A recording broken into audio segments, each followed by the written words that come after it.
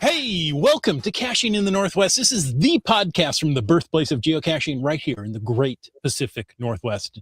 Feels really good to say that without coughing. I got a full lung full of air that time. And Awesome. It's Thursday night at 7 p.m. Pacific. I'm Chris of the Northwest, your trail taming, treasure tracking topographer, and we're going to be talking about geocaches and geocachers from here and all around the globe. So while you're slowly coming out of a diabetic coma from too much pie, we'll be caching in the Northwest. Can you have too much pie, though? Apparently so. Okay. Well, it is more than 14 pieces on one day. That's right. It is Thursday night. It's time for our podcast. The time has come. The time is now. Marvin K. Mooney, will you please go now? I'm glad you're all here. I'm Wits End, your tinkering titan of tools and tech. And this week, we're going to dive into a world where geocaching meets gadgetry. NFC caches. These clever little tags can turn an ordinary hide into a tap-activated moment of maker magic. But how do you build one? How do you use them? What makes them special? And what happens when you combine NFC with a dash of creativity and a couple of legendary cache makers? They're right there. Stick around. The next tap might just reveal more than you expect. We're going to get into all that in a moment, but first it's time to bring in our near-field night monkey. Some say he has programmed an NFC tag using only a banana peel. And others say he once boosted a GPS signal by politely asking it to try harder. All we know is he's called Land Monkey. That was very nice of you to be polite and all that. Mm-hmm. I am Canadian. Yeah, exactly. It's exactly how we do it. All right. Now that I have found the mute button, just like being on a Teams call at work. Yeah. Hey, Jay, you're talking. You're on mute. Oh, yeah. I have a coworker who has a mug that says, "You're on mute." Nice. That's brilliant. I love it. Yes. Well, you know what really got me is like there's a hardware mute and a software. Not tonight. Tonight it was just I wasn't paying attention. Yeah. But at work, there's a hardware mute and then the software mute. And it used to be at one point in time, the drivers were synchronized or connected so that if I tapped the hardware mute, it would release the software mute. And then at some point that stopped working. And so it's like, what do you mean I'm on mute? Isn't that special? I hit the button. Yeah. No, the other button. Yeah, right. Exactly. And I'm very good at pushing buttons. I was surprised. Well, people's buttons. I don't know about the hardware buttons. Oh, I know, right? That is a difference. Well, Land Monkey not paying attention. I paid attention to that. That got my attention. All right. Well, other things that get my attention are how wonderful our patrons are. And we appreciate each and every one of you. There's so many that I can't quite do them all in one breath. So that's a lot. Yeah. But actually, or did I? No, I did. I think I just barely squeezed it out of my breath. The and last then ones were yeah. kind of breathy. Yeah. it was tight. Which means I guess we can't have any more. I don't know how that works. But anyways. Always room for more. There's always room for more. There you go. And because we appreciate you all so much, because you are the ones who help this podcast keep coming each and every week, we want to also shout out a thanks to our corporate Denali level sponsors, and that includes landsharkz.ca. That's right, Landsharks.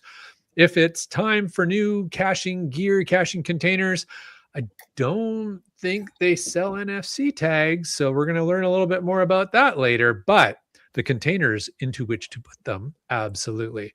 And you can order it online today from landsharkz.ca. Also, Cachly is a corporate Denali level sponsor, and that is the premier geocaching app for iOS with version 8.1, Cachly Pro, offline maps, DeLorme, counties, finished grids, CarPlay support, find in iOS store or download to phone now or else. And our third corporate Denali level sponsor, that would be the community. I was going to say the town. I think it's a village, but the community of Valemount, where every season offers its own unique adventures. So check them out. And hey, I will say, go check out Tourism Valemount on Instagram or Facebook or Twitter, or X, whatever you want to call it, and follow them. It's the village of Valemount. That's what I thought. Thank you. I want to say Hamlet. Well, it is Hamlet-like, but technically a village. But yeah, go follow them on social medias. They're posting some great tourism videos that'll get your appetite whetted to go out and visit the vibrant village of Valemount. All right, which awaits you. If you want to know more about supporting this podcast, well, head on over and click the Patreon link on the cachingNW.com website. Oh, thank you so much. Land sharks in the house. Hey, I know that guy. There's a land shark sighting. Excellent. Land shark. Right. Oh man, the best SNL stuff was in that. Yeah, era. what happened to that era? I think all the writers left at one time and they didn't know what to do, and it became. And then we all got old. Yeah. No, not all of us. Except for you, Chris. Thank you. I'm just Peter Pan. Yeah, thank you. It's time for a question many people ask. Do you know what time it is? A lot of people want to know, what is an NFC? Yes, if you want to know what an NFC is, see how I did that tonight? That was pretty clever. Yeah. You can use the hashtag NFC and ask a question right there in the chat, and we'll foist it upon our two hosts. There you go. Of course, if you want to talk about anything else, eventually we'll get there. Use the hashtag FATAS, which is very similar to NFC in many respects. Use the hashtag Nobody knows what FATAS. it stands for. That's right. Exactly. Or as a hashtag FATAS to bring up something in the after show. Also, if you want to get in on the poll when we'll actually get to the topic, jump into the Discord server. You can find that on our cachingnw.com webpage. Hashtag when will the topic start? That's right. Yeah, there you go. I also have hashtag podcast drinking in here tonight. So if you're sipping on a beverage, there you go. I've got mine. Let us know what it is. There you go. All right. Well, time for a little bit of news now that we've rolled through all those hashtags. So I have a question for everybody, including our guests who we haven't actually introduced yet. So maybe before we get into that, I will quickly introduce. We have returning guest, GSMx2. Scott, good to see you. Always good to be here. Thank you very much for letting us come. And first time caller, long time listener, I think is what we say there for SB Dave. Hello. This is my live podcast debut. It's very exciting. Congratulations. We're very excited to have you here, and we regret everything that is about to happen. All right. But not as much as you will. All right. So now that I've introduced our guests for tonight, it's not technically getting to the topic, so I think the poll is still on. Yeah. Not yet, but I am curious. News item. So Pi Day. That was a lot of mystery caches to go find over just a couple of days. Could have been up to 3 souvenirs for those who did it all. Guests, how did you guys do? Was it a goal to try and get out there? I'll go ahead. It was a goal. I don't particularly like mystery caches, but Fu Manchu to celebrate, and sorry about this for you Northwest people, to celebrate the Dodgers' second in a row world championship, set out a series of 40 mystery caches that were very easy to solve, and Nice. And went out and got 19 of those. Well, I've stated before that I grew up a Dodger fan in Southern California, and they are still my National League team of choice. So I can support that. And next year, when the Seahawks win their second Super Bowl in a row, I'll go out, put some mystery caches out just to. That sounds fantastic. We're going to hold you to that, Chris. Okay. And I guess great minds think alike. I did the same thing. I ended up getting a lot of the same caches. In fact, I saw Scott's signature on 2 of the caches I got, and so I ended up getting all 3 souvenirs. Nice. Very I've cool. done that too. I've gone out caching in Southern California and seen GSM ×2 on all the logs. I've said, oh, look, he's been here. Yeah, he's been here. Of course he has. All right. We've got some feedback in the live chat as well about how people have done. But before we jump to that, Chris, Jim, Sir. did you guys try and tackle the souvenirs this past weekend? I did. Yeah. And how'd you do? The IHAM Monkey Cakes combination and I almost 2 years ago, it's been a while, solved a whole bunch of jiggity puzzles. Okay. Right. And it's one of those, you take time, we got to go out and do this. And we never did. So I went out. It's time to get jiggity with it. We went out and got 14 of them. I figured that's Well all. done, sir. I'm going to leave the other 20, I think it was, or 15 or 20 in case there's another one of these coming up. Yeah. Yeah. We're starting to get to the point where we're not trusting HQ anymore. Right? Exactly. Great. Jim, how about you? Sure. I'm well. Good. I'm glad. Glad to hear. I will not go into the chaos and trauma in my life at the moment, but I have not cashed in 6 months or so. So I have no souvenirs to show for it. All right. So what Moving on to somebody that actually cashes. Jay, how was your weekend? What I'm hearing is that somebody needs to go and take you out caching is what I'm hearing. We did get the souvenirs. We got them with the land sharks. So we went out and had a great weekend hanging out together with our friends, the sharks, and didn't really even talk much business, just some geocaching and just good old life. So Nice. it's good. Yes. Hashtag take wits end caching. Indeed. Yes. Get that going across all the social medias now. All right. But yeah, we had some other feedback. Got a bunch. Yeah. So here, I'll pull up one of the land sharks. We are souvenir sluts and got them all. Thanks to Mrs. Land Monkey's puzzle solving skills. And yes, we were over on the island working on Nice. that. Land Monkey, Yes. since you're similar in weather to us, did it snow for you on Friday? So interestingly, did not snow for me in the areas that I was traveling at the time, but I heard during the weekend, we ended up in Parksville at the tail end of our trip. And I was talking with, for those who know him, Coombs Wooden Shoe, runs the Dutch store up in well, that makes sense. Parksville Okay. area. Yep. Yeah. And he was saying that it had snowed on him the previous day in Duncan. So Yeah, we got snow here on Thursday night. Friday, I went to work. 2 blocks from my house, I got rear-ended from a guy sliding down a hill. That's been fun. And then I thought, you know what? If it's like, and Saturday was beautiful. Yeah. So I went out. I went to Milton, Edgewater, and there was water in Edgewater. Let me tell you. There's a lot of water everywhere right now. We're having some serious weather up here. Yeah. Yeah. Before we keep going, there were I jumped straight to Helen's. Yeah, what do we got here? 65 cents the Twinkie, aka CRS 98. Spent the day with J Car and got 20 mysteries to get all 3 souvenirs. Souvenirs. Very good. Yes, souvenirs, not mysteries. We knew what you meant. Brian got all the souvenirs last weekend. 1, 3, and 14 mystery caches, and a Cito as well. Oh, just to top it off. There you go. Wits End. You want to? Oh no! While you're taking it, Yeah. One of my ventriloquists now. Yeah.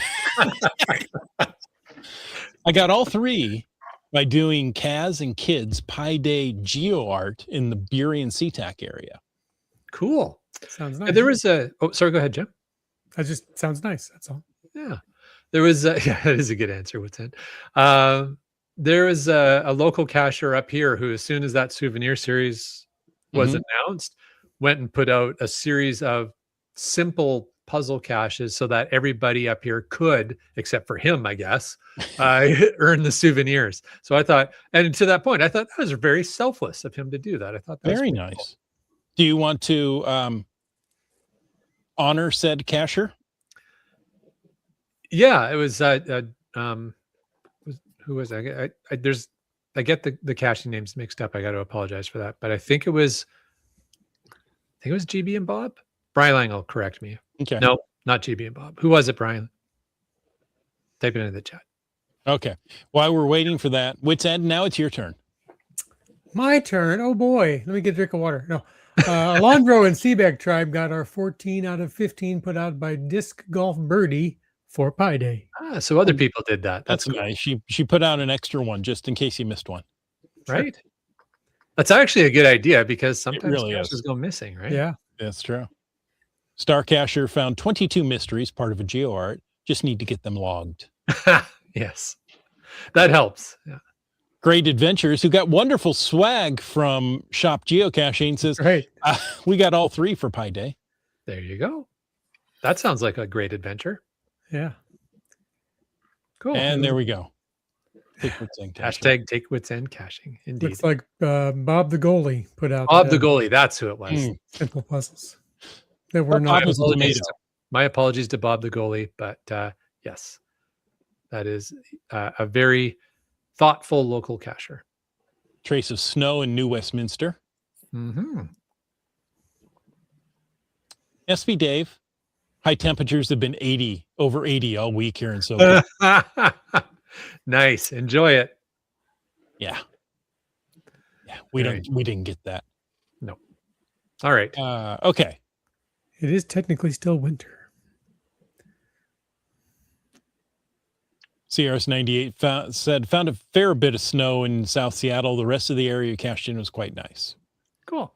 Okay, now I can sit here and just. There is a couple more. Oh, Just Carlo thank you. went for 3, got 3, then went for Pi. Nice. Nice. Fear the Tubas. Fear the I think I Tubas. found 14 different kinds of pie at a great bonfire event, but did not make it to more than 5 mysteries. Still calling that a win. Yeah, there you go. And tasty too. Wait a minute. Oh, Is it 100 degrees or did you get 100 mysteries in Ojai? 100 degrees. Okay. He probably hid 100 mysteries. One for each degree. Yeah. Exactly. I was like, if it was anybody else, I would say, of course, he's talking about temperature. But Well, what's funny is my first thought was like, wow, he found 100 caches. well, before we jump into news, Scott, what do you do on New Year's Day? 101 on 101. Exactly. Frequently with SB Dave, where we get 101 geocaches, urban geocaches, on January 1st. So Nice. when you say it's 100 in Ojai, it could very well be that he went out and got 100 caches in that day. So you have a history, I do. a legacy, shall we say? Okay. The next story is about March equinox, which is already here in geocaching, not quite here yet in celestial events. Okay. I thought it was called the spring equinox. Is that the actual I think it's a spring equinox. citation from HQ? They called it the March equinox? It's March equinox. Yeah, I don't think that's right. But anyways. That's the proper way of saying it, so you catch both hemispheres, northern and southern hemisphere. It's always March. Oh, okay. Oh, I just And then the September equinox. okay. I was thought it Rylan was got all animated when we tried to use another name. So this must be what it's officially called. I thought it was the vernal equinox and the autumnal equinox, but what do I know? hey, It's actually both, depending on where you are. there you go. Okay. Oh, that's true. So no matter where you are, March 19th, which is today, to March 22nd, which will be Monday, it's your opportunity to earn the March, going with that, equinox souvenir.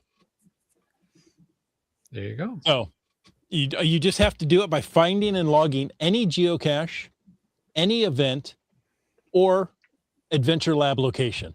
It's easy as Oh, I can't say that. It's easy as going out and finding something. It's easy as cake. There you go. Takes the So cake. get out there this weekend, actually today, and go earn your new souvenir. You mean get out and go caching in the Northwest? That's right. Fear the Tubas is Team Vernal. There you go. I'll go with that team. That's good. You know what else is coming up? And No. these guys, our guests tonight, know a little something about Maker Magic. Well, it's back. Between April 9th and 30th, you're invited to host and attend Maker Magic events. And hey, get a souvenir. If you're a souvenir junkie, this is your time to shine. To qualify as a Sharks. yeah, to qualify as a Maker Magic event, the event cache has to fulfill all regular event cache guidelines. They're not making special guidelines just for this. So it has to meet those first. And then it has to last at least 1 hour. It has to take place April 9th through 30th with that time window. Not one event lasting from April 9th until April 30th. That would be a really long event. Go for it. I want to see if you can make that work. I'll meet you there. What's that? I'll meet you there. Okay. The event must highlight cache quality and or cache creation. And once it's published, go fill out the form on the website by April 7th to apply for Geocaching HQ Maker Magic status. Once your event is approved, you will receive a special digital banner for your event page and let players know that they will receive a souvenir for attending. So it sounds great. Lots and lots of events to qualify. However, C2 events not. There you It's go. just too long to pick up trash. Well, we're gonna talk all about a Maker Magic event shortly. Mm-hmm. I'm looking forward to that part of the conversation, but definitely I know there are a few already out there. So if you're looking for one, check in your local area, see if one's being put on. I know up here in British Columbia, I know of at least one on Vancouver Island and one being hosted in Richmond. And the Richmond one's being hosted by Just Carlo. So I plan to go out and enjoy that. There you go. He might be filming something. He probably will be in Canada. Yeah. In Canada. The Canadian Just Carlo. That's right. Not to be confused with the artist formerly known as Just Carlo. That's right. Anyhow, yes, very exciting. Maker Magic's coming up. Go enjoy the event and get a souvenir. I mean, that's pretty awesome. And of course, one more souvenir because there's always just one more because we're geocachers. Blue Switch Day 2026 Finder. Log one geocache, attend an event, or complete an adventure lab location between May 1st and 3rd. And you'll get another souvenir. You'll get the Blue Switch Day 2026 Finder souvenir. So maybe we'll think about wrapping it up there. So whoever had 26 minutes in is the winner tonight. 23. Is it 23 minutes in? Yeah. Okay. 26. Oh yeah, I wasn't looking up at our show clock here. Okay. On YouTube at the moment. Okay. And yes, it'll be a good opportunity for filming, says Carlo. There we go. Now we've already talked to our guests. Because I thought it would be rude not to. I know. We've gone this far. So, I don't know when the main event started, but now we're going to actually talk about NFCs and what they are. But before we do that, gentlemen, it's possible somebody listening here doesn't know who you are. So would you take a moment at the top of this to talk about how long you have been geocaching and maybe more importantly, what is your favorite type of cache to find? Well, I'll defer to the newbie. So go ahead, Dave. Okay. My geocaching name is SB Dave. My first geocache was on the last day of 2003. It was a film canister at the base of a tree. That was pretty cool. My favorite kind of geocache used to be letterboxes. I still like them. I like them because of the ritual of stamping, switching out the stamps. Nice. Now that I've discovered NFCs, they're my favorite. NFC caches are my favorite. GSM x2, what about you? Started in November 2004. My first 6 geocaches I never logged because I didn't have an account and I never went back to figure out what they were. My favorite type, not surprising, is the guy who, kind of responsible for Route 66, would be Adventure Labs. So you telling me all this time and all these finds, your count is off by 6? No, my count is completely accurate if I look at GCHQ's numbers. +6. +6. Oh, you know, give or take. Beta testing the first 6. Yeah. It's a rounding error, really, at this point.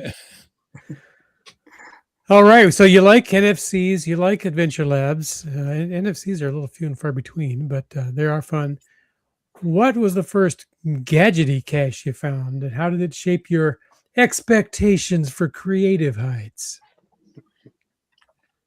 So my first gadget cache was a water cache.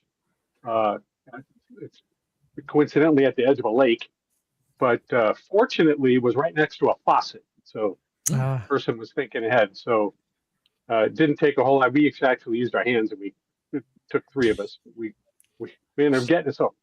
So that was like, oh, there's a lot more to this game. This thing can go. We can do a lot of different things. So that was a good moment. Fun.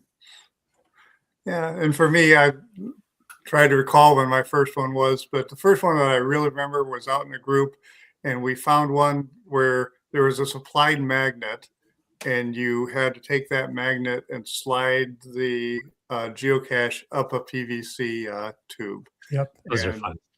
Yeah, those were fun, and and then I watched a lot of WV Tim's videos, and don't have the skills to do those, but really kind of enticed me, and I think I like them as long as the CO is trying to challenge me and not defeat me. If he challenges me, I like it. If he's trying to defeat me, he wins, and I'll walk away. Yeah. Want to make it fun, not frustrating. Not painful, Right. Yeah. Yeah, we did some WV Tim caches last year. They were fun. And not too frustrating. Yeah. Cool. Except for the one where he was out of balloons, I think. Other than that. No, yeah, that would be tough to do without a balloon. All right. Well, I hear that you two are hosting a Maker Magic event in Los Angeles. Now, we talked a little bit about the Maker Magic events, but maybe you guys could explain for everybody. Maybe folks just aren't really clear exactly what that means to be a Maker Magic event. We've clarified that a souvenir can be earned, but I think we're maybe a little unclear on what that kind of event actually is. So maybe you could tell us about what a Maker Magic event is, or at least what yours will be, and shamelessly self-promote the event itself. Get a GC code out there. Absolutely. So Maker Magic events, this is now the 3rd time that GCHQ has encouraged people to up the game from pill bottles underneath LPCs to something else, and this will be the 3rd time I've hosted. This will be the 2nd time I've hosted one. I attended one 2 years ago, and basically it is to encourage people to make more creative caches and share their responses and how to do that. And it could be how to put together puzzles. It could be how to put together earth caches. Our particular one is how to do NFC tags, and so we'll and it's GC. I might as well do this right now. GC Bravo Kilo November Juliet Alpha, and it's going to be out in Los Angeles, and we're going to talk about how to create NFC geocaches. Fun, which ties in well with today's show. Yeah, it's almost like the show was designed exactly for you guys. Who knew? Wow. Love it. So here's a simple question. I'm sure everybody knows it already. What is NFC?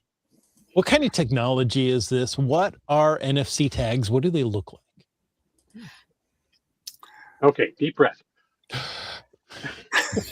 So NFC, it's an acronym. It stands for Near Field Communication, and that could be anything. But specifically, it's a technology so that two electronic devices can communicate quickly between each other over a short distance, like an inch, less than an inch, 2 inches maybe. And examples of that are the hotel keys, so the credit card size hotel keys. That's NFC technology when you're tapping it on the door and it unlocks. Wireless payment systems, when you use your phone, put your phone down on a reader and your bill is paid, that's using NFC. And then the real common one, and the example I use that people understand is when you tap to pay with your credit card, that's using NFC. There's an NFC chip, NFC tag inside your credit card. So you kind of think, well, and also you kind of remember when you do that, it doesn't always work the first time. So when you're reading an NFC tag, it's not always going to work the first time. So don't get frustrated. Well, often, I pay a lot with my phone, right? And I, have to kind of do like Tai Chi. Where is the reader on this thing? Yeah. Oh, there it is. They're getting better at putting the little logo where you're supposed to. Right. Yeah. But you put the logo there, but you still have to know where that chip is on your phone, right? You can't just slap your phone down on the middle there or the edge and hope it works. So, you do have to, once you've done it a couple of times, you don't even have to think about it anymore. Yeah. Then if you're like my local grocery store, they upgraded all their point of sale terminals and it's in a different spot. And I just keep instinctively tapping where I've tapped for years. I'm like, oh, nope, it's over here now. Yep. So Dave, question for you. So you said what it's like, either your credit card or your phone that you tap on something. But for geocaching, I'm assuming, are you taking credit card payments on the geocaches? Is that how it works? Right. Well, it's just between us. I get 2 cents each time somebody. Oh, okay. Don't tell anybody. It's like Office Space. I love it. I kind of thought it was like the carpool lanes, right? During crowded times, you can pay a little extra and go through the carpool lane faster. You can just tap, claim you found the cache, and move on without actually having to open it up and sign it. It's that speed caching. No? Yeah. Okay. I wish. So for geocaching, the two devices that we're talking about here, one of them is your smartphone. It acts as the reader. And then the other device is the NFC tag, and we'll show you what those look like later. And that's acting as the information provider, the tag is. So if you kind of step back, so it's similar to having a QR code there at a cache, and you see the QR code and you read it, you get whatever information you need off of that. But the NFC tag is much more inconspicuous. Okay, so it's using an RF signal instead of a optical or visual signal QR code. So that tag is sitting there with its information on there already, and it's waiting for somebody to come along and hit it with a reader, and it says, oh, and it kind of comes to life and it spits out its little radio signal and gives whatever information was programmed on there. Yeah, it looks like that. Right in the center there is the little chip, and all those lines are the antenna. And that is entirely passive. When you bring your phone close enough, the energy passed from your phone, the antenna on your phone, to the antenna there actually powers the chip and allows you then to read the contents on it. A lot of people have door cards that they scan to get in and out of doors at work. Same technology. I like what Keith says. Yeah. It's basically it's magic. Okay. And the advantage of NFCs over QR codes is they can't be confused with some other game. Yeah. I don't know what that would be, but no idea. So, as always, we can leverage nearly any technology for geocaching, and often do. And Dave, you said that these are your favorite types of cache. So there must be just thousands and thousands of them out there in the wild, right? How widespread are NFC tags used in terms of geocaching? So I've started to list all the ones that I know. Yeah. So the first one I heard about was, I think, in Michigan, something like that, and it had a whole story behind it. It was actually pretty clever, and that one actually, the tag was hidden apparently behind a thin panel of wood, so you couldn't even see the tag. You just had to know where it was. I forget how you knew. And then it gave you clues for how to go find the crashed UFO or whatever it was. Yeah.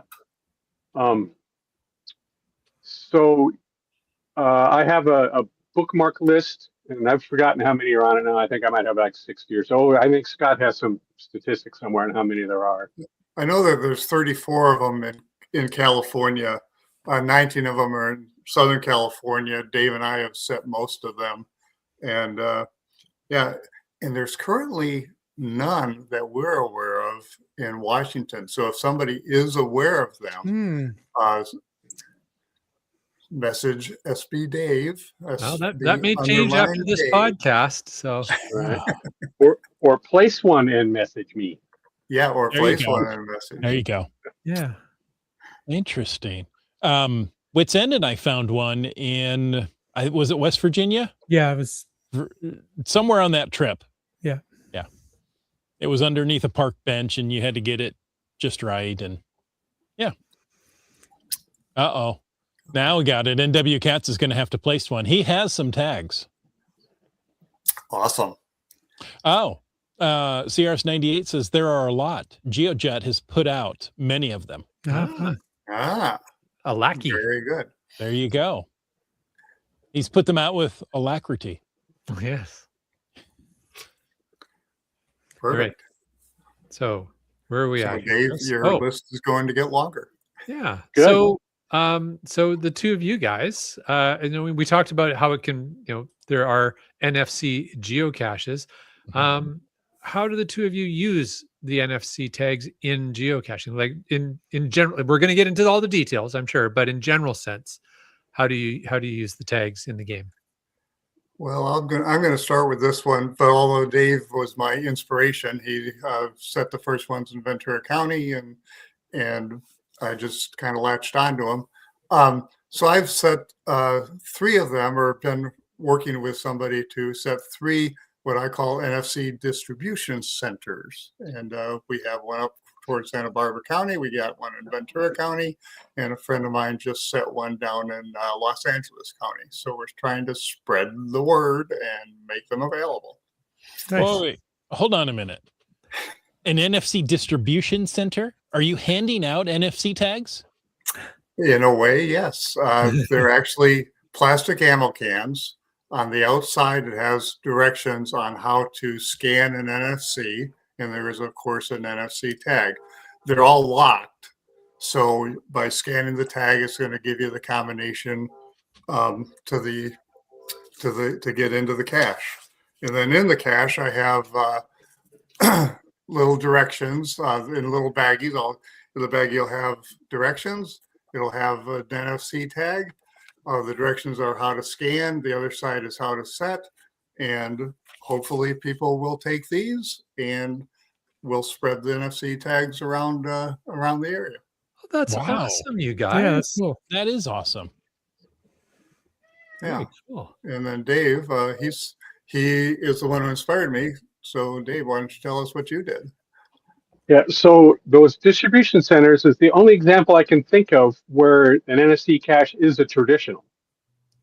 And all the others I can think of are either multis or bonuses, or Scott even suggested it could be a letterbox. I don't know of one of those yet, but give me a week. Yeah, so they're multi-caches. So I actually have one cache that's got a whole bunch of stuff I'll put into it. You start out by scanning the NFC tag, and it gives you a link to a Google Docs document that's got some words on it, and it's got you get to the next spot by what 3 words. Okay. So and that next spot you tells you exactly where to go, and there's a Wi-Fi. There's several Wi-Fi networks in there, and you use the name off of one of those Wi-Fi networks to complete a question.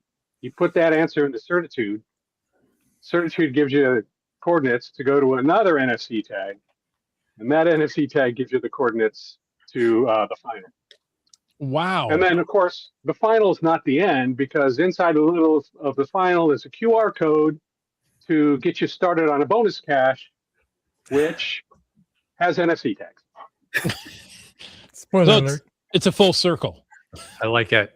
Yeah. That sounds like I the thought kind of about mystery cache I put out, Dave. I think you and I are similar in our approach to things.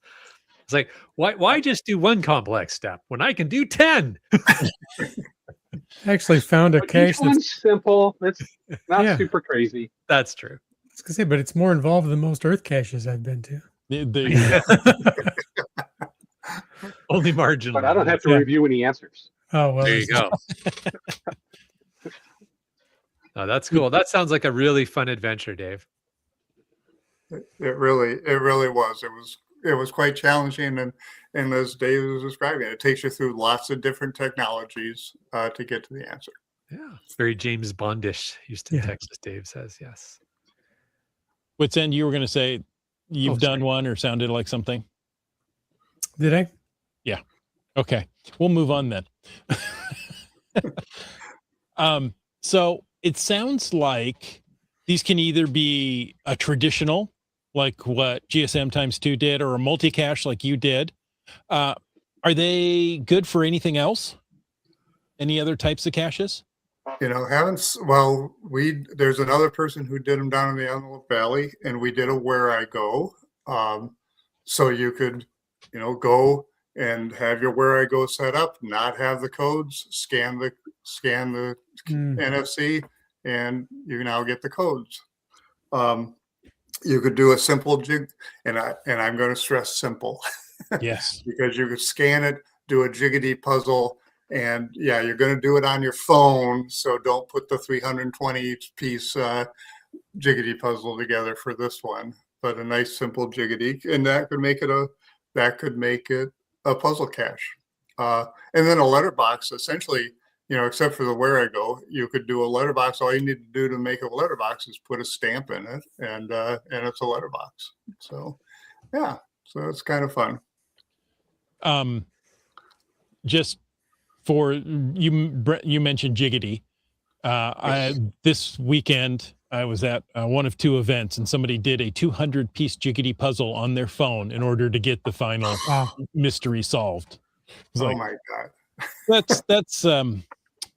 that's dedication right there. Yeah. Okay, we have Chris, sorry, I was just going to jump in before if you don't mind, because I'm noticing there's a few people, Helen, yes, we have Carlo, a lot of questions. Keats, they're a lot, but the common question is how much do these cost? But I know you guys were going to get to this later in the show, so maybe we'll just hold on to that question.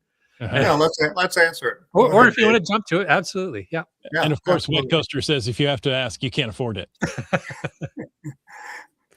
So we get them on Amazon.com, and Dave is showing one of his. They come in; they're about the size of a quarter, Mm-hmm. and they, depending on how many you get, they could be 25 cents to 80 cents each. So they're pretty cheap. If you're just gonna get 10 of them, it's gonna cost you $8. If you're gonna get 100 of them, it's gonna cost you 25. And then as Dave is showing them, and I'll also show a couple. The ones that are like that are and this is a podcast, so he's showing some that are on little pieces of paper. Those are very, very thin, and I find that the adhesive is not very good on them. They also, I on the one that I set, they bend very easily. So I thought, oh, this is cool. I'll just put it around this, and they didn't stick at all because they just tried to straighten themselves up. Okay. So the ones that are individual, they are thicker, and the adhesive seems to be a little bit better. I have some that have 3M on the back, not 2M. But 3M. Yeah, I'm not a sponsor of 3M, but they make good adhesives. Yeah, It's Minnesota Mining and Manufacturing, of course. Right. So yeah, so they're inexpensive, and you can put 20 of them in a distribution center, and it's cost you a couple bucks. Wow, that's Nice. impressive. So of course, the ones that don't have very good adhesive, you just put a screw right down through the middle, and you're good to go. Yeah. I think we'll let Dave talk about metals and okay. and so forth. I think the screw would pretty much screw it up. That's what I'm good at doing. So I learned the hard way that not all NFC tags work if you stick them onto metal. Something to okay. do with the radio frequency and the Mhm. waves canceling. I don't know. So if you pay a little more, you get the ones that do work on metal, and they have an unfortunate name. They call them anti-metal, which is not what I would have called them. But the ones that are anti-metal will work on metal. And then another little caveat thing you got to watch for, and I don't know how to actually do the search so you get what you want, is the anti-metal ones that I got. We'll talk about passwords a little later, but I wasn't allowed to do it on a password, so I had to lock it down. So if I ever needed to change it, I'd have to put a whole new tag there. So that was a little frustrating. Oh, interesting. Okay. Yeah. I didn't want to interrupt Dave's role with my smart aleck comment, so I put it in the chat. The land monkey. Yes. Yes. You rang. And then if I could also interject in here, as long as we're talking about cache types, let's talk about cache attributes. Yeah. Oh, good. This is a great use of the wireless beacon attribute because they are wireless beacon, and also the field puzzle attribute would be very appropriate for these. Yes. For these. Yeah. Would you say the taught required attribute would be necessary? Yes. That's kind of gray area. Yeah. Because most people would have their phone anyways, but Right. yeah. Right. Yeah. That's why it's gray area, because it's not really a special tool. It's a special app on a common tool. So Yeah. I Leave would it up to probably the apply customer. that attribute. Why not? Yeah, I think it would qualify. Yeah. I'm going to toss out this one from Brylang. Wireless beacon, I think, was originally designed for Chirp. Yeah. Right. Well, Chirp caches are no more because Garmin's no longer making the Chirp beacon, the Chirp little little thingamabobby. device. Existing caches are grandfathered, but no new ones will be published. Oh, that's interesting. That is Chirp used ANT technology, ANT, which some phones had, and most of the GPS units had. But who uses a GPS unit much anymore?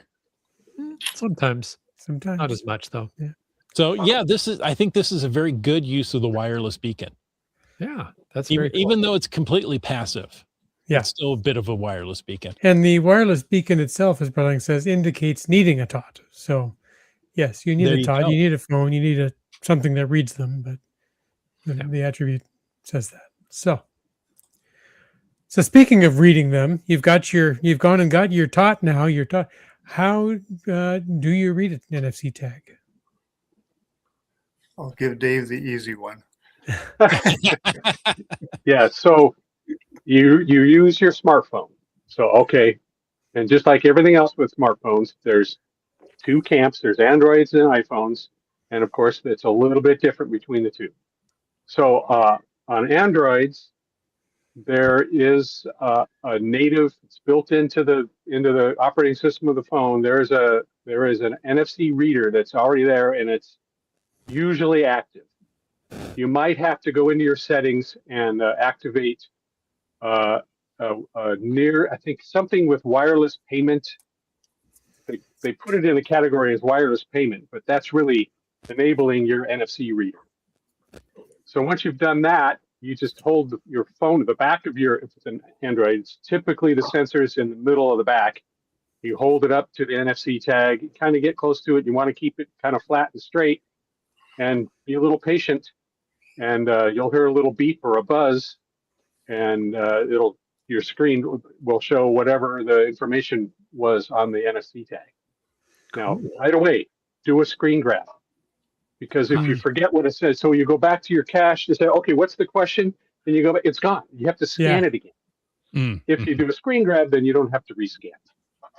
Smart. On my Android, it's just under NFC. So there you go. Okay. Yeah. So if that doesn't work, then you have to download a free app called NFC Tools. The free one has the orange colored icon. Mm-hmm. I don't remember it's a different color for a fancy app for doing a bunch of fancy stuff that I don't ever do, so I don't even know what it is. So you download that app, turn it on, and then when you scan a tag, and then you have to go into the app and say, I want to read. You hit the read tab in the app. It says, okay, you're ready to read a tag. It says approach an NFC tag. You get close, it'll beep, and you'll get a whole bunch of screen loads of information. Scroll all the way to the bottom, and you'll get what you really need is what the message was on the tag. So Interesting. that's it Okay. for reading NFC tags with an Android. Now, Okay. So, and I'm just going to quickly, here's my Android phone. Here's my NFC tag. Up. And it tells me it worked. Scott, that even works on an audio podcast. People can hear it. Wow. Yeah. That even Well done. worked on an audio podcast. Now we get to the iPhones, and I don't want to start any arguments. I don't want any discussion, but I will say for NFC tags, the iPhones are consistently inconsistent. I have probably gone to NFC tags with at least 10 iPhone users, and some of them you just scan it and it works fine and dandy, just like it does with most of the Androids.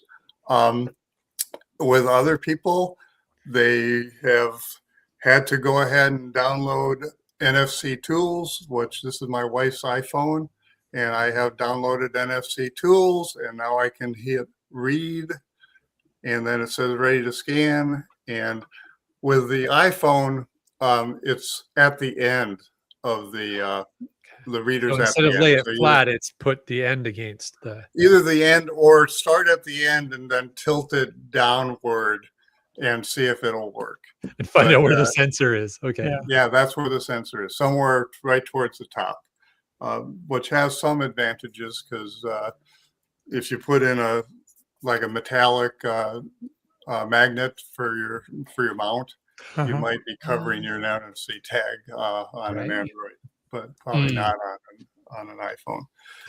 So that's kind of the difference. And then, like Dave said, if you're using NFC tools and you've read it, you have to scroll all the way to the bottom to see what the information is that they want.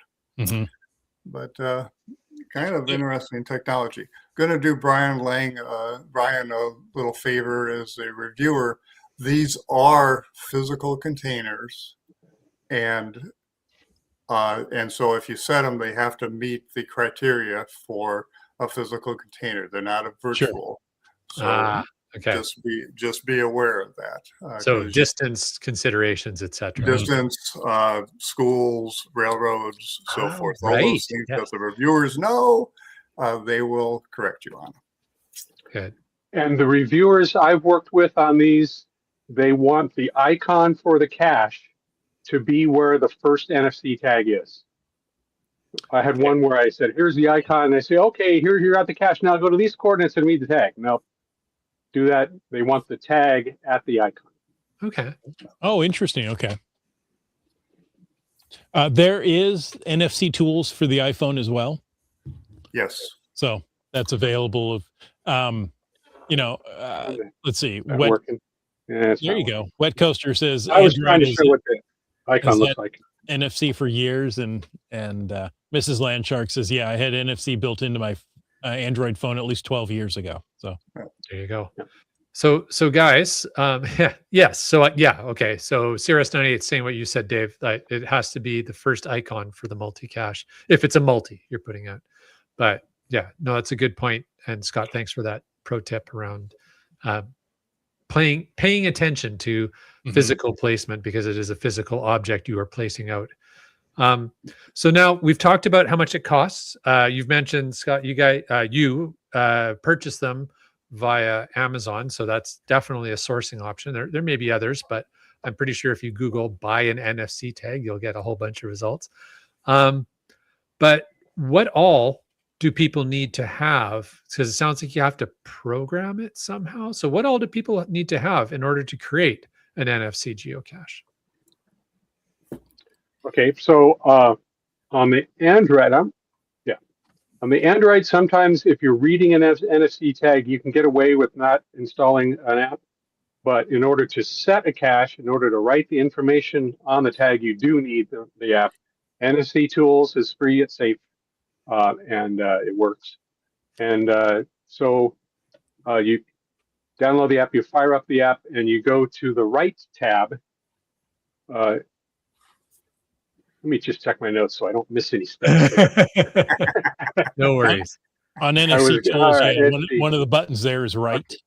You get Yeah, read, you need right. to open the app, and one of the tabs Okay. across the top is right, WRITE, and then you go to add records. So there's different kinds of records. They've got a whole list of them, and in my mind, it all just boils down to it's either plain text, like, oh, here's the coordinates, or enter such and such in certitude, or walk 50 feet or this way, go around the corner, just plain text. Or it is a link, a URL, a link to a website where you have a document or something, and then a note. Well, okay, I'll just say it now since I'm thinking of it. Don't put one of those kinds of messages, that kind of data on an NFC tag where there's no cell service, because that'll be the end of it. So, okay, so you can add the record on there, either plain text. You can add more than one record, and you can mix record types. You can have plain text, you can have a link, you have a couple more links, a plain text. And once you've got all the records on there that you want to do, then towards the bottom of your screen, it'll say, go to the notes again, make sure I don't mess it up. It'll say, right. No, we add all the records. Actually, you just go back. Do you? Yeah, you just go I'm a back little and then bring right up again. Okay. So it'll be in a list of menus, it'll be write information or write something like that. You tap on that and it'll say, okay, I'm ready to write all this data. Approach an NFC tag. So you have an NFC tag that's not locked, not password protected.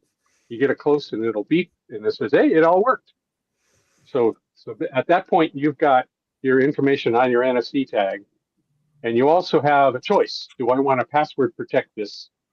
If you don't password protect it, somebody can come along with a phone with NFC tools on it and change the information on that tag. You kind of don't want to do that. That you can answers set a password. CRS-98's question about security. Okay. Yeah. Yeah. So there's another menu for writing the password. It's pretty self-explanatory. I can go through it, but it's pretty simple. Don't forget the password, because nobody else has it. If you forget the password, you got to get another tag, write it on there again. Right. Dave, I've got a question. So what if you write all the stuff to the tag, and then you realize, oh crap, I put a 7 instead of a 9, and you want to go back and change it? Taking the password setting aside. So yes, you remembered your password. You can unlock it. Yeah. Can you change the data on there then? You just write over. You set up. You correct what your records were. So say you had what are the numbers wrong in your coordinate? So you.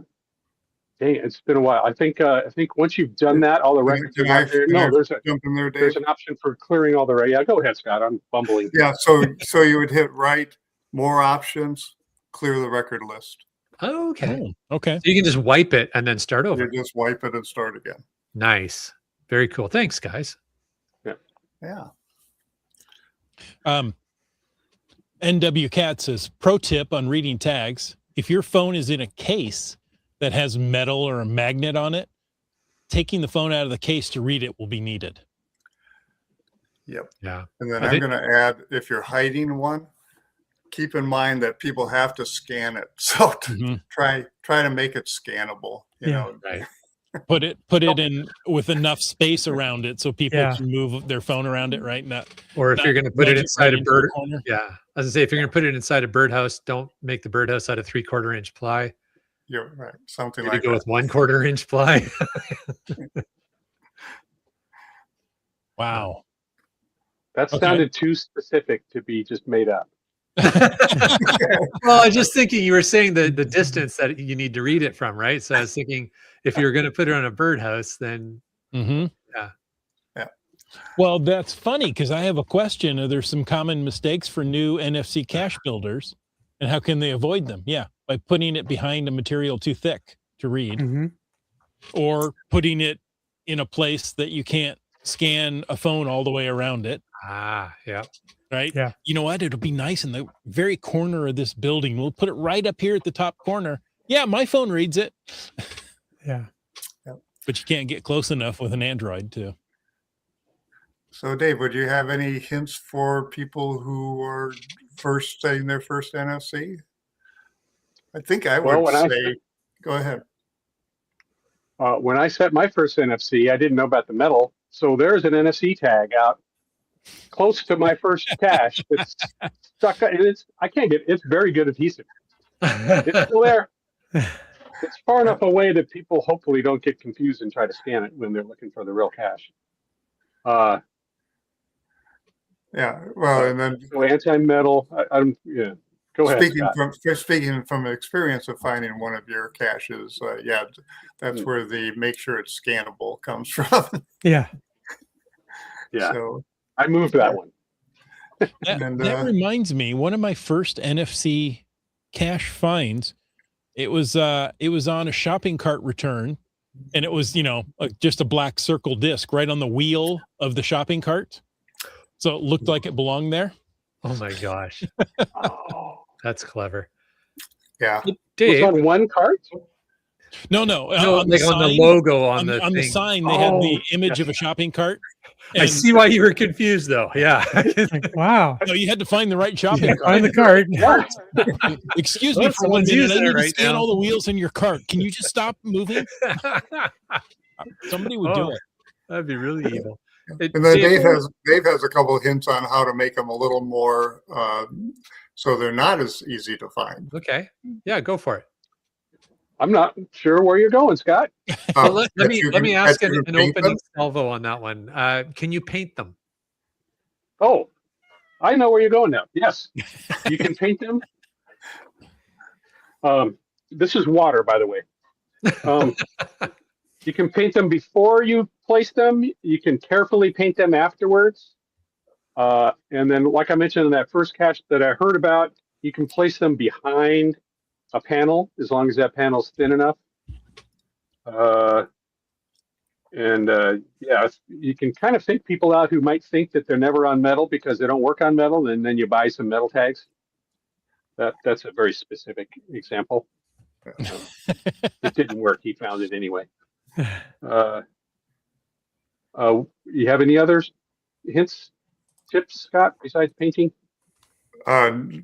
Just get the singular ones. Don't get the ones that are in pads. I've gotten a couple of these, and I've yet to be satisfied with any of them. The stickers, the individual stickers. Yeah, the ones are they're very thin, and they're on like a wax paper. Yeah, wax paper. Thank you. Okay. Yep. So you're saying get the ones that are encased in plastic. They have a little more form to them.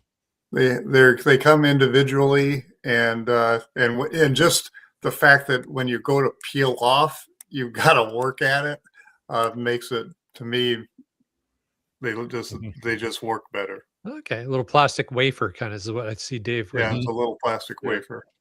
Okay. Yeah. They're like the size of a quarter, about half the thickness of a quarter, and a lot lighter because they're plastic. And usually not accepted as payment. Yeah. Right. Very cool. I mean, we've got so many comments. Seebeck Tribe says I tried one last weekend at an event, and it was interesting to find the spot on her phone. Yeah. Yeah, we heard that. Sorry. Go ahead. Yep. There was one in Port Orchard. It's now been archived. There's a possible rumor there may be some coming out in the Kitsap County area soon. Ooh. Says Seebeck Tribe, who lives in the Kitsap County area. I'm just saying. It's a rumor. It's a dirty rumor. Inside information. And when you set them, send the GC code over to Dave so we can add them to his public list. Yeah. Yes, for sure.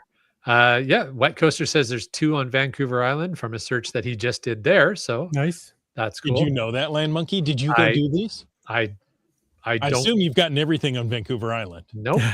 No. Hey, Scott, is there any other places, if somebody maybe is having trouble following along tonight, Hmm.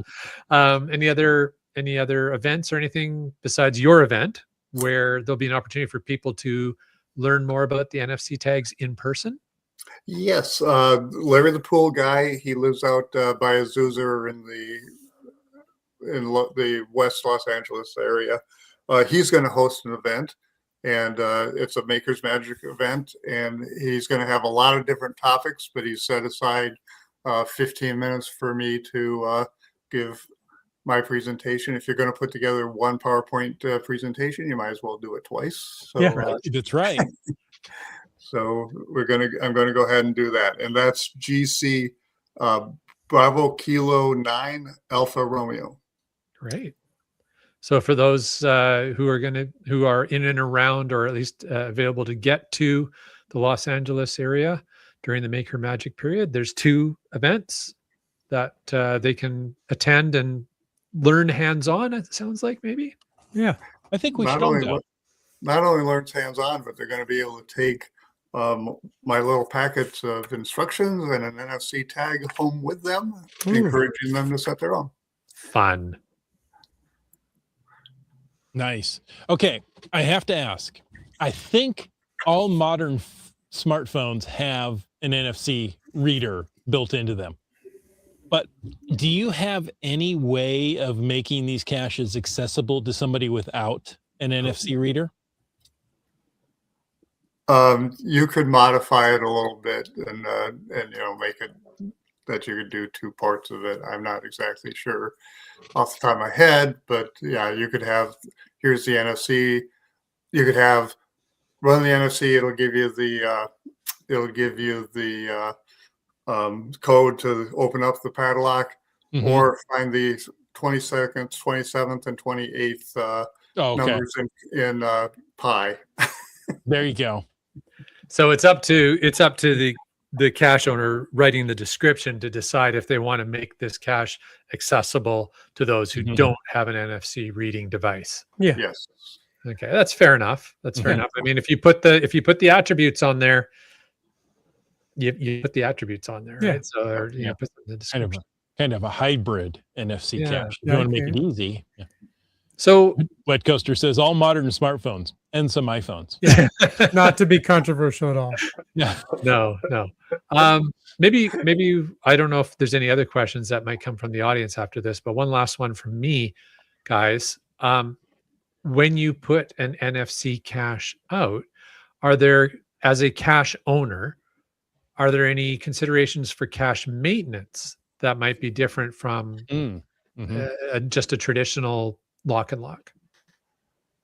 As one of my caches, that's the most interesting NFC cache that I've said. I'll just very briefly. It's a takeoff on Snow White. So you get to posted coordinates. You're going to find a pill bottle container that has 7 different or 7 different coordinates on it, and a name of one of the 7 dwarfs. And the principal story is, she got kissed by the prince, starts heading for the castle, stops at a drugstore to get some supplies, and sees like all the tabloids are all royal stuff. She's like, oh, screw this, I'm going back to the forest. And she gets back to the forest. She starts a relationship beyond the friend zone with one of the dwarfs. And all you have to do is go scan. And when you scan, you're going to find out, was this the one that she chose, or is this not the one she chose? That cache has created some maintenance problems for me. The stickers did not stick. One of them, I stuck it to a telephone pole, which has since been knocked over, not over, it's just off its base. It got hit by a car. So I had to replace that one. I had one, as I mentioned, I had a anti-metal one on metal that was curved and it popped off. And watch how you do them. I think the best way to hide them is is actually little pill bottles stuck in poles, and just stick them on the bottom of the pill bottle. They can recover it, scan it, put it back. Great question. Great question, and I don't have an answer because I haven't used them long enough to find out. So the question is, does weather affect their use? Snow, heat, sub-zero temperatures, and Scott's answer is not sure yet. Apparently, heat doesn't. They're warm down there already. Yeah, true. They hold up to heat. We know that. Yeah, Dave, you have any knowledge about how they would hold up in inclement weathers, specifically? Nothing specific. Nothing specific. And the maintenance issues I've had is I had one fall off of a telephone pole. I went back and glued it. I've had one that's just sitting on top of a pipe, and the paint kind of peeled off, so I had to go back and repaint. And then the other one, which was my mistake, is I just didn't place it in a spot where any phone could read it. So there you go. But they're kind of fun. They're kind of new, and taking our technology just a little bit someplace else. Yeah, very cool. I'm hoping it's inspired some fun ideas for Maker Magic for people to think about what they might be able to do with these pretty inexpensive tags. That's right. CRS giving them away. AI tells me the standard NFC tags work from -20 to +70 C. Canadian units. Yeah. It's either AI or his friend Al.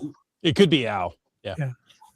You can call me Al. Do geocachers still work at +70 C? I don't. So. No, that's awfully hot. Yeah. And awfully cold.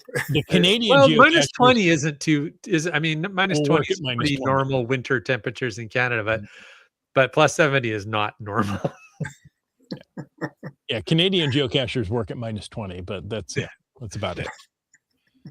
Gentlemen, thank you so much. This has been a very interesting show. I'm going to go get me some NFC tags and see if I can confuse the local geocachers. Yeah. Sounds like a plan. That's a good goal. Absolutely our pleasure, Chris. Thank you for inviting us and letting us talk about this. Yeah, love it.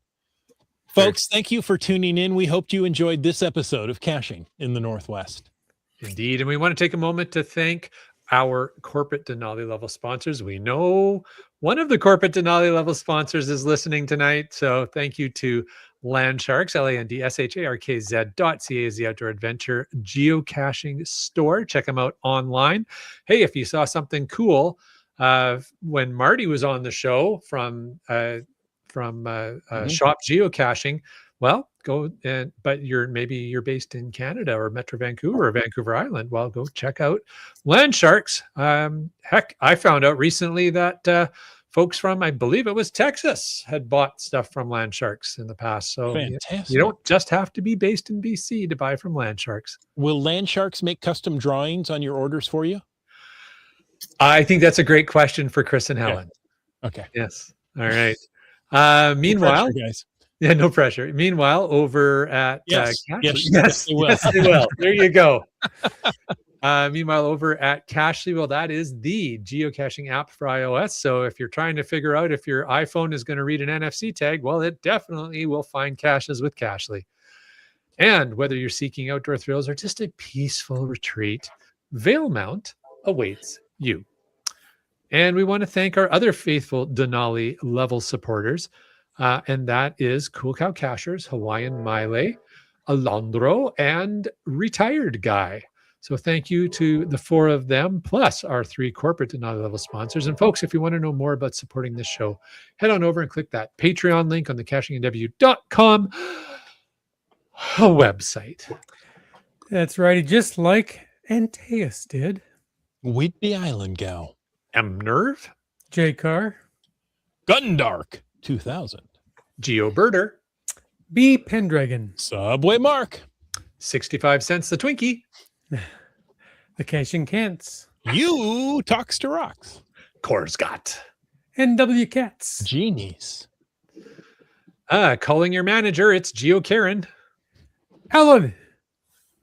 Kid Vegas 19. Pete of Washington. Just finding our way. Geocaches. Not watching tonight, but helping out the Girl Guiders. It's Kitty Quest. You know far too much about what she's doing. Yes, well, she posted it earlier. Okay. Fear the tubas. Lost Ken. My substitute, JT Coffee. Doramore. LG 9000. Mountain Bike. Some guy named GSMx2. GSM times 2. Yeah. I'd like to buy a vowel, please. There.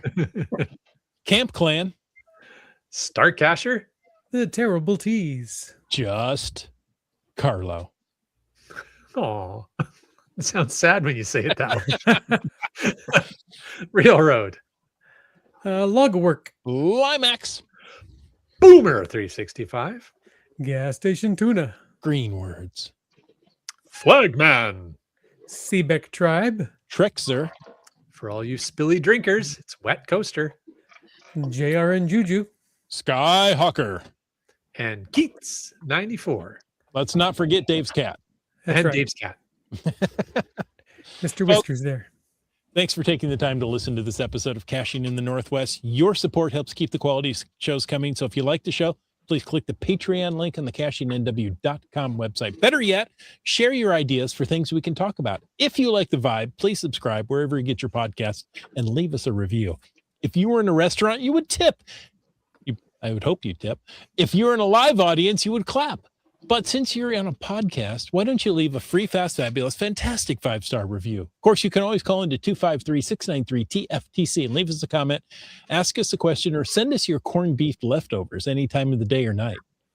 Of course, you can email us at feedback@cachingNW.com. Join us every Thursday night at 7 p.m. Pacific for a live show and chat. This show is produced by Chris Umfenauer, Jim Paulwitz, Jay Kennedy, and Brian Lang. It's licensed under Creative Commons Attribution 3.0 license, copyright 2026 by Chris Umfenauer. And folks, I ask you to stay tuned for The After Show. the after show. Yeah. And I didn't get I was remiss.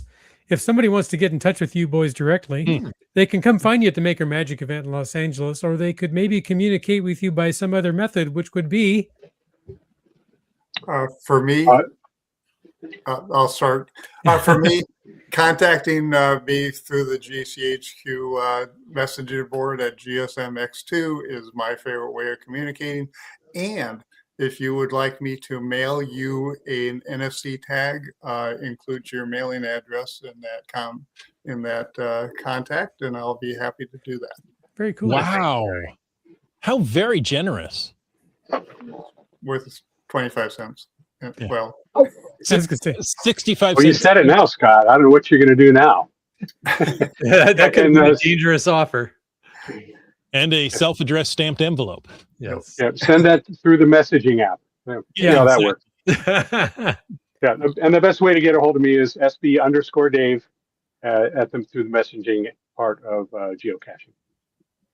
Oh, look at this. CRS98_Geo wants to know, is he successfully able to change his name?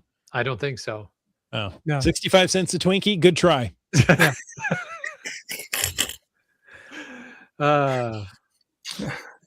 Very good. That was a fun show. And Jim, I want to say, I don't think you were remiss. I think we just didn't give you a chance. It's a difference.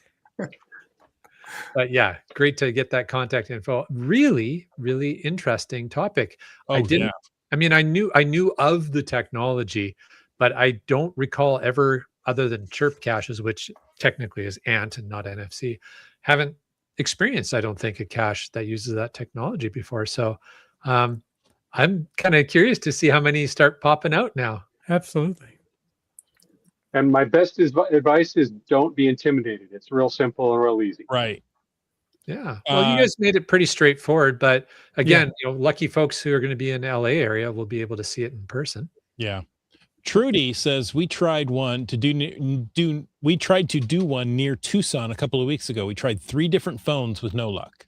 Yeah, that's read my lips. And so there you go. 3 different phones. I'd be curious what brands of phones, if they were all iPhones or if there was a Yeah. mixture in there.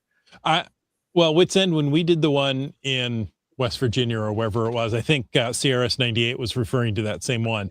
Yeah. Some phones read it and some didn't. And I think it was the location. I mean, it was up underneath a bench and near an edge. So I think it was hard for some phones to get in there to read It it. was kind of, yeah. Okay. So I want to say location. yours read it right away with hardly any effort. My Android did, yeah. There you go. That's good. What else have we got in the? Apparently Read My Lips has 2 Androids and 1 iPhone. Huh? I don't Okay. know if she typically carries 3 phones with her, but Or that's the what group, she had that day. the group did anyway, yeah. I know. Different. The ones from GeoJet here in Seattle are all called, is that PNW enough C? NFC. NFC. Now I see it. NFC. ENEFFSEE, number 1 through 4. Okay. There you go. That was clever. That was clever. That was clever. Let's see. I think we answered this. Oh, it's funny. His name didn't change in the past in the chat. It's still 65 cents a Twinkie. Can you put chords on them or a further puzzle? And we answered that. Yes, you can put any text in there you want. Yeah. So it sounds like it's get the application on your phone and just start playing around with it, because even if you screw something up, you can just wipe it and start over, which I That's love right. that. Right. All right.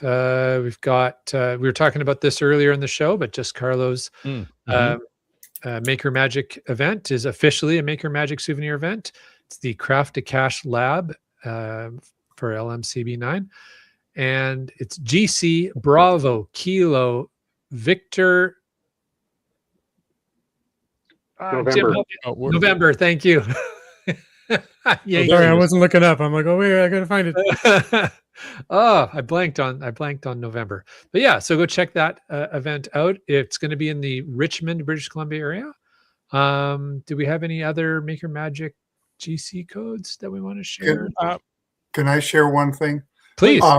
When you're setting them, find that using custom URL is better than using a URL. Unless you're going to hook to YouTube or something that's a standard URL. But if you are creating your own URL, the custom URL is a better one to go. Okay, good to know.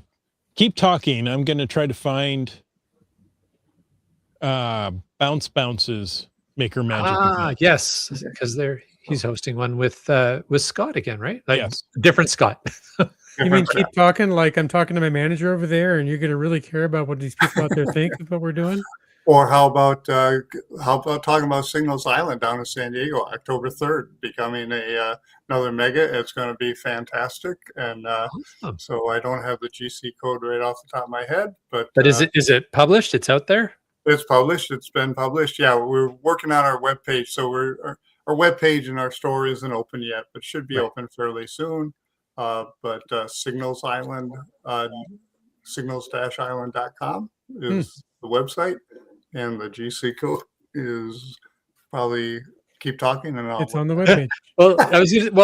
My question is, how many years has that been running now? This will be the second year. Oh, it's only the second. I thought you. It's only the second. Yeah, we had Spring Fling ran for 5 years, and I'm conflating them. Okay. yeah, they ran for 5 years, and they wound up doing Spring Fling, and 3 weeks later doing Geo Woodstock and Flagstaff. They need a break, so they're taking a break. And and in Southern California, we're more than happy to fill in with a really good theme of MASH, and should be nice. Okay, Chris, did I talk long enough? You did perfectly well. Maker Magic at the Gadget Shop. There you go. Coming there, it is. Chat there. Yeah. Yep. GC Bravo Kilo Juliet Delta 2. Very good. Very good. So if only, Scotty, you knew somebody that could come on and talk about Signals Island. Otherwise, we could promote it if you knew somebody, but I don't know if you know anybody that could help. Let's get a little closer and let us get our store open. let us have a lot of good information, not just a lot of discussion of things that are going to happen. Absolutely. No, that makes That's great. sense. Love it. Well, we'll have you back on. Yep. Me and Flagman, Flagman. There you go. Flagman, who is the main organizer. Okay. Oh, Very good. easy. Yeah, we'll have you both on. That'll be great. Yeah. I was gonna say Carlos sharing another Maker Magic event. This one in Port Moody, GC Bravo Kilo Hotel 1 X-ray. It's on ideas on how to make a puzzle page fun. Well, Oh, that seems like an oxymoron, but let's see what happens. there are he again posts the GC code for the Bounce event. There are 5 in Washington at the moment, including 1 in the Tri-Cities. Hashtag take wits end caching. There's that hashtag. And another one with the hashtag take wits end caching to the Moses Lake cache machine on April 11th. Is there a length limit to hashtags? I'm guessing not. Thank you for the capitals. Otherwise, that would have been tough to read. Yeah. Too fun. Bryling says, fill in the blank. Land monkey puzzles are a No. four-letter word. I don't think that's what I'm saying. Fill in the blank, land monkey. Puzzles are blank. It's a No, quote. fill in land monkey puzzles are. Land monkey puzzles are, well, the 4-letter word there would be evil. But my quote is puzzles are dumb. How do you really feel? They take more effort than I'm prepared to put in on geocache. Says the Earth Cache fan. Who has to do homework in order to give an answer. That's different. Is it? That's different because I'm wrong. So it's different. Did we say that Keats is working on a land monkey cache bash? Cache? Lower mainland cache bash? Oh, lower mainland. I forgot. Sorry, I thought everything went around land monkey. Really Really looking for this year's cache release. Awesome, Keats. Looking forward to your contributions. Oh, there's a good question. Okay, GSM times 2. Bryling wants a link to source those NFC tags. It's going to take me a while to get to one. No worries. All right. So yeah, probably beyond the show. So Okay. I'll send them one. There you go. Well, folks, on that bombshell, we say thank you so much for tuning in. And until next week, get out and get caching in the Northwest.